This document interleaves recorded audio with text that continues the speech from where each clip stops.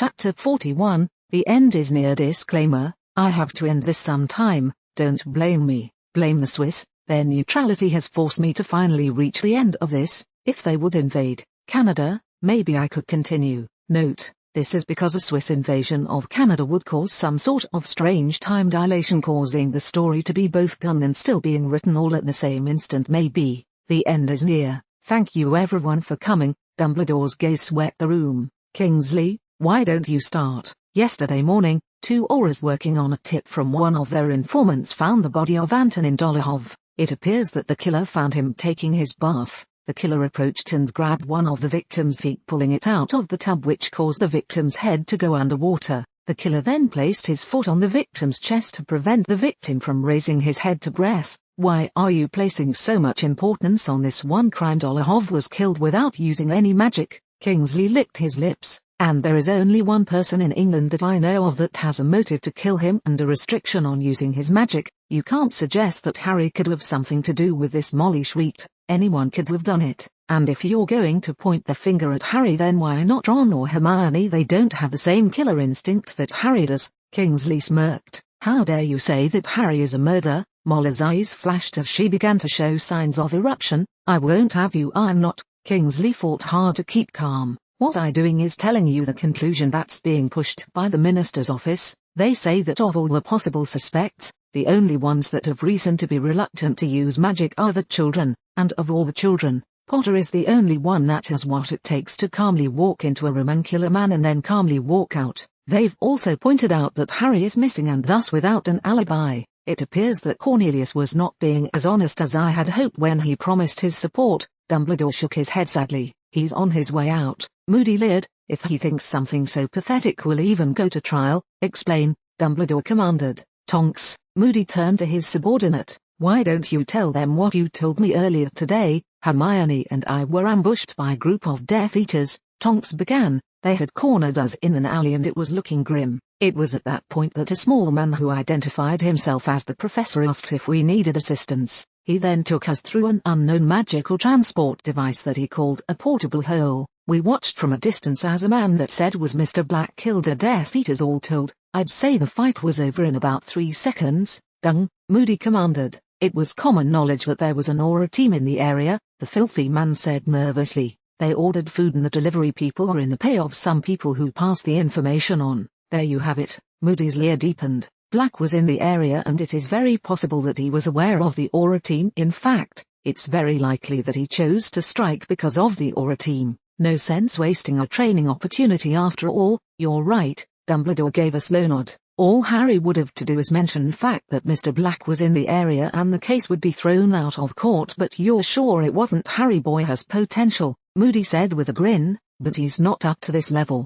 It'd take years to get to the point where he could sneak up on an inner circle Death Eater and snuff him in such a professional manner. Thank you. Dumbledore closed his eyes. That is all that I wish to hear. Does anyone else have anything to report? Harry called Ron earlier today, Molly volunteered. Ron says that they just talked about the cannons. After that I flew to Hermione and she told me that Harry said that he's been eating enough and that he's been studying and that he's happy. Did he say if he was planning to come back to school? Minerva was worried about the possibility of losing another of her favorite students. Hermione said that she made him promise to return, Molly said fondly, and Ron mentioned that Harry said that he'd see him on the express. I'm very glad to hear that. Dumbledore oriented the conversation, and I'd like to ask all of you not to press Harry about what he did this summer. He'll tell us in his own time. At the moment all that matters is that he is safe and planning to return. I, Minister, Bones spoke up as she entered the man's office. I need to speak with you about this plan of yours to frame the Potter boy again. How dare you suggest that I would do something like that? The minister's voice was outraged. I'll have your job for this, and I'll have your head for doing something so stupid. Bones sneered. Do you have any idea of what you've done? Potter could have done it, the minister pointed out. Who else had the motive and the restriction on using magic? Plus, according to the papers, the boy is infatuated with that muggle-born girl that was injured by one of the dead man's spells in the Department of Mysteries. Do you have any idea of what happened today besides that murder? Amelia was incredulous. Mr. Black incapacitated and removed some Dementors in Diagon Alley. You're trying to frame Harry Potter for a crime that was committed by Mr. Black. Don't you think that might annoy him? Don't you know what happens to people that annoy Mr. Black? It was all my assistant's idea, Fudge stammered. I'll have him fired for this. Do you think I'm stupid enough to fall for that? Bones asked with a raised eyebrow. I was hoping, Fudge replied with surprising candor. Back me up on this one and you can have anything you desire. Money, power, anything. You can't honestly think that you can bribe me? Bones started chuckling. If I can't bribe you, then I'll have you arrested, Fudge said confidently. You think my own people would arrest me on your say-so? Amelia shook her head. Minister, I'm gonna have to ask you to resign, and why should I do that? Because if you don't, then I'm going to have to place you under arrest for endangering every man, woman, and child in the United Kingdom. I think we both know what happens to people that anger Mr. Black. I shudder to think what might happen to the country if we don't get rid of you. What? Fudge paled. You've got to protect me. I'm giving you one more chance to resign before I place you under arrest. We've already determined that you are the only one behind this latest plot to frame Harry Potter. Don't make this harder on yourself than it has to be. Bones pulled out her wand. So what's it going to be? Fudge, get out of my office, Fudge screamed. Just get out, Minister, Amelia said with a grin. I am placing you under arrest for reckless endangerment and massive corruption, but I can't go to prison, Fudge whined. They use guys like me for currency there. No, they use guys like you as well. Yeah, currency, Bones shrugged. On the other hand, Black might kill you. What if I'm out of the government? Fudge asked hopefully. Do you think he'd leave me alone? Stranger things have happened. Amelia made a mental note to buy a pensieve to record this conversation. Why can't you protect me from him? Fudge stammered. I order you to protect me after I resign. After you resign, then we'll have no reason to protect you, Amelia reminded the minister. So then maybe Mr. Black will have no reason to kill me, Fudge said quickly. Of course, I can resign and be safe, and then I can become a high-priced consultant to the government, or you can go to prison in 3 seconds if you don't come to a decision, Amelia said impatiently. I'll resign, Fudge threw up his hands. I'll do what you want. I thought you might see reason, Amelia pointed at the door. We'll have someone pack your things and send them over. There are 2 auras waiting outside to escort you out of the building. This isn't over, Fudge promised on his way out of the room. Harry and his friends woke early the next morning and had a meeting over breakfast to discuss what was going to happen next. So why are we going to Sweden? The professor asked with an odd look on his face. Brom race, Harry answered. I've wanted to compete since I read about it. Isn't that the one that ends with fewer people? That it starts with Henchgirl asked in a worried tone of voice. It goes through a dragon sanctuary, Harry shrugged. Over fun then, the professor nodded. And try not to get killed. Yeah, Henchgirl agreed. That would be bad. I'll be alright, Harry said with a grin. Not to brag, but I'm probably one of the better broom riders in England and the best in Hogwarts. With any luck I'll do okay. I'm just happy to have a chance to try it. Do you have a broom to use? The professor asked quickly. I was planning to use the one that I got from the mechanic in Australia. Why? Because I think that this might be the best time to tell you about our latest inventions, the professor revealed. And the first one is an improved broom, Henchgirl added. The mechanic has decided that he would rather not leave the outback, but he has agreed to work with us. Together we've managed to improve on his older design. Henchgirl, bring it out. Here it is. Henchgirl pulled a large metal pole out from under the table. It's faster, more maneuverable, and it has numerous comfort and heating charms. Why doesn't it have bristles? Harry examined the pole carefully. Because it doesn't need bristles, the professor explained. Add some before the race. Harry smirked. Why would we add them? Henchgirl scratched her chin. It's more efficient without them. There will be representatives from several of the broom companies at the race. Harry grinned. And some of the races will be sponsored by the broom companies, and you do not wish them to steal our design? The professor understood. Brilliant, I try, Harry said modestly. What else have you got? This coat, Henchgirl replied as she pulled out a large coat. You mentioned that you needed an improved invisibility cloak, and we've managed to make one. Try it on, okay? Harry put the coat on. Nothing is happening. That is one of the improvements, the professor explained. It will change itself to match your outfit. Great, Harry grinned. What else? It has a modified version of the Fidelius charm that has a parasitic effect on your magical reserves, Henchgirl explained. When you activate it, you disappear and cannot be detected by any known magical effects or abilities. You're not actually invisible, the professor added. You just can't be seen or detected by any magical or technological effect. Great, Harry put his new coat on. I am really impressed by this. We're not finished yet. the professor said quickly. We haven't told you what it's made out of. What's it made out of? Harry played along. Remember those dementors you shot chocolate at? Henchgerald asked innocently. Well, we found a use for the cloaks, and some thestral hair we found laying around. The professor nodded. Not to mention the weight, Harry interrupted. Thestrals have hair? Yes they do, the professor replied. As I was saying, it also has tebo hair, acromantula silk, meltap, that thing that grows out of its back, some hairs from the nun do, Henchgerald added. Pogroblin skin, quintate hair, a redcap's cap, velar hair, and we might have used a lethifold to make some of it, the professor added quickly. We made the buttons out of dragon teeth. Wow, Harry's voice was a bit shrill. Why did you use so many things, and where the hell did you get all that? We wanted to see if we could do it. It was incredibly difficult to make everything work together, the professor replied, and since Henchgerald had most of it just lying around her potions lab, I've been piecing a lot of this together while we were traveling, Henchgerald answered quickly before Harry could turn to her. You'd be surprised at how lucky I was. Every time I walked into a store it seemed they were having a sale on something. Several times they gave me these things for free as part of my or as a prize. Oh really? Harry sighed. I'll tell you about it later. How were you able to get it all made so quickly? The tailor and leather worker, that husband and wife team that we picked up in India that decided to stay on the island. I know who they are. Harry nodded. They helped us make it, the professor finished. They were very skilled. Thank you. Does the fact that you used all these strange things to make it give it any more power? Oh yes, in the coat's natural form it has a similar effect to being around a dementor.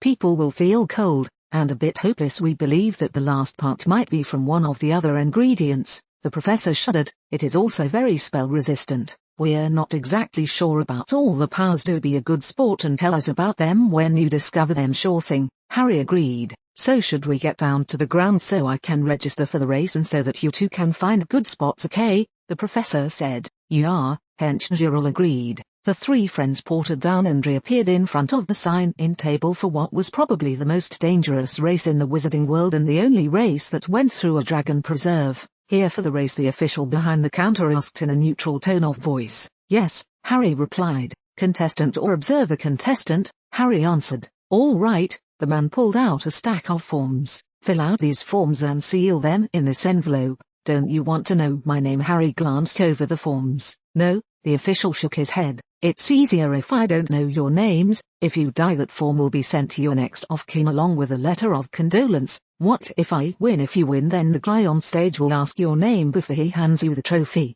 The man said slowly. Here's your number. Good luck. 13. Harry blinked. Well, I guess I'll have to make my own luck. Have fun, the professor called out. We'll see you at the end, Henchgerald added. Harry walked over to join the group of contestants and soon found himself talking to another man. So what's your strategy? The man asked quickly. I'm just going to fly, Harry shrugged.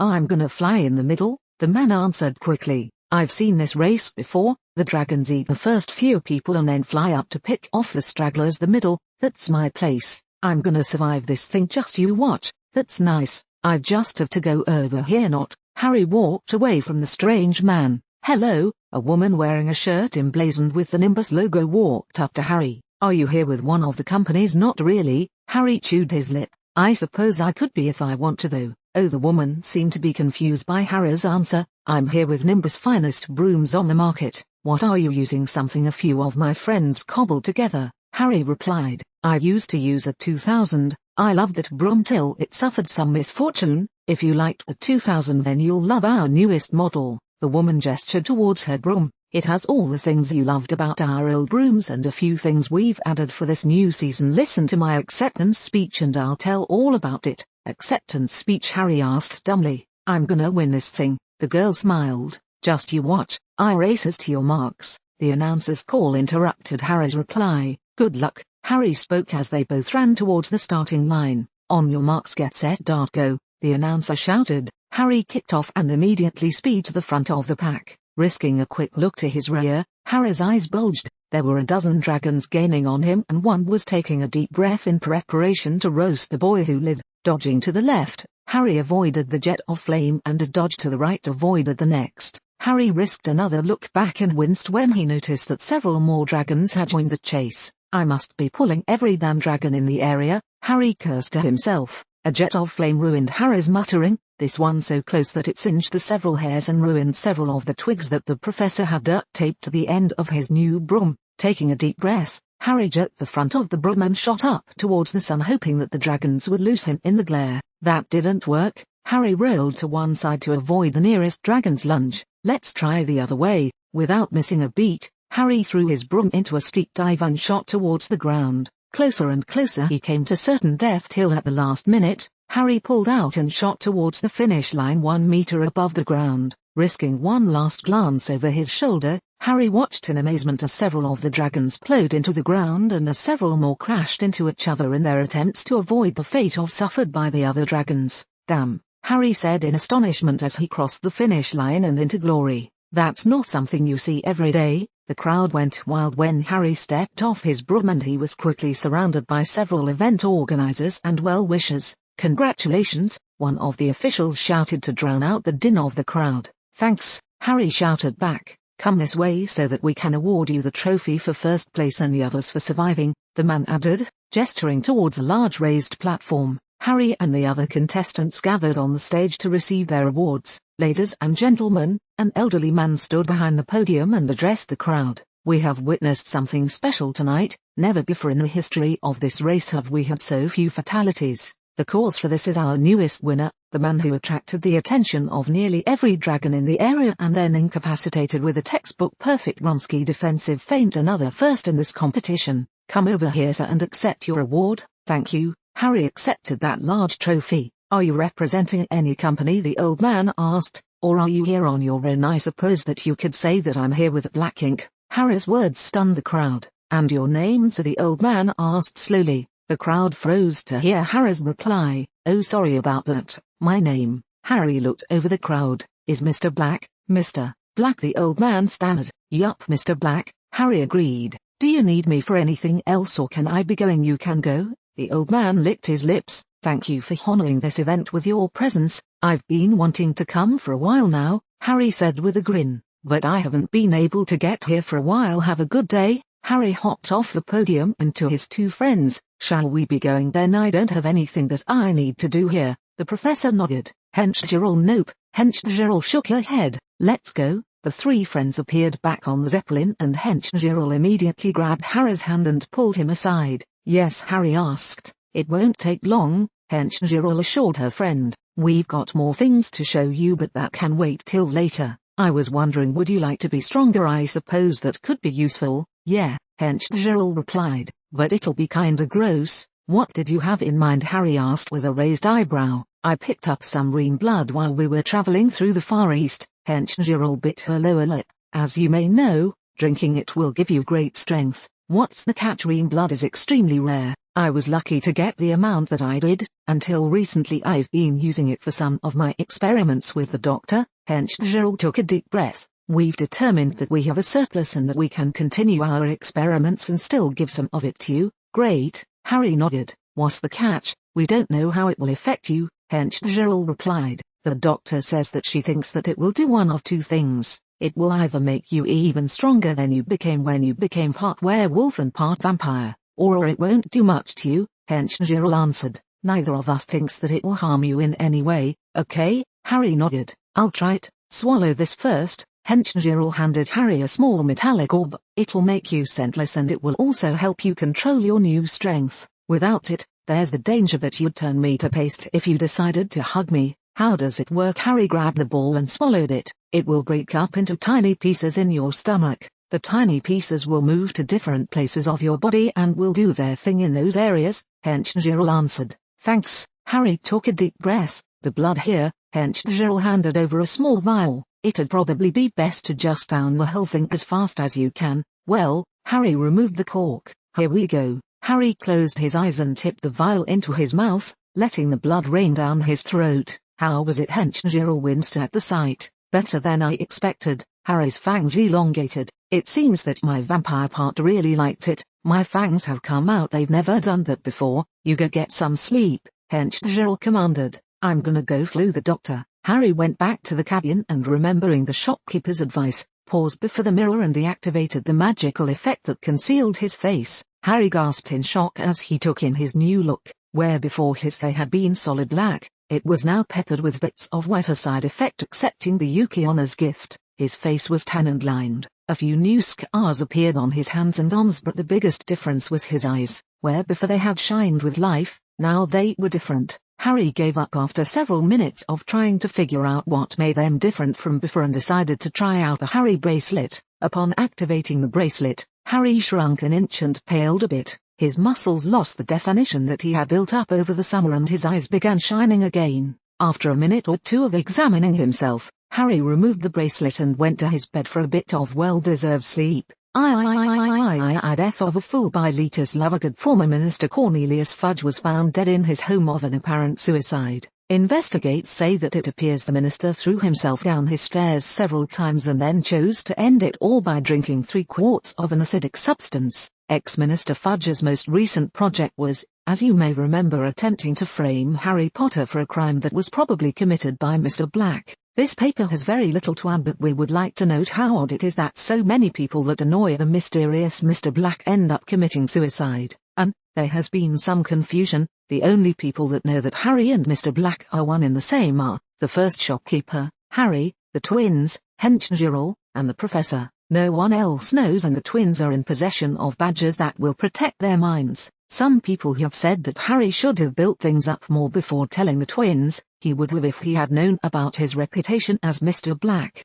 Think of it like this. He was a guy in a costume that went to visit his buddies and to screw with their heads, and he found out that his costume was real. Harry looks different because he's spent a lot of time outside. Become part werewolf, become part vampire, absorbed part of a Yuki Honor's essence, and many more things. Next chapter, Harry returns to Hogwarts. Thank Moy for the part where Fudge waffles between his fear of prison and his fear of being killed by Mr. Black. A make by apron. So, you thought you could all infiltrate my Death Eaters and give away our plans. I see the true cause of our failures. All of the spies in Voldemort's group gave a big gulp, and in desperation, Phil the Death Eater yelled out, "We'll go after Mr. Black." A collective what resounded in the dark chambers, and Voldemort gave a cruel smirk. Of course, Wormtail. Get another portkey. The nearly crippled Wormtail hobbled away to the portkey shop. And no special safety measures, old man. We just want any portkey to this location. Wormtail handed the man the location of where Mr. Black was last seen and waited impatiently for the portkey to be done.